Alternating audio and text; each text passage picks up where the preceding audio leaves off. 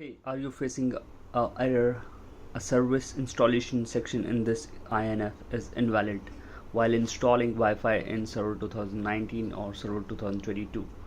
Here is a fix. Welcome to Sonu's KB and let's start fixing the error. For this we have to add a feature in Windows Server, that is wireless networking.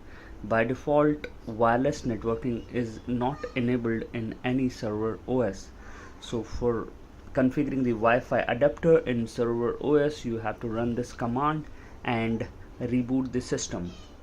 After running this command, it will ask you to reboot the system.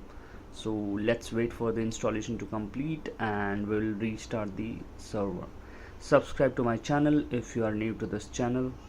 Let's restart. After restart, we can go to the device manager so that we can check the installation not complete yet. Let's try again. Now see, the error is gone.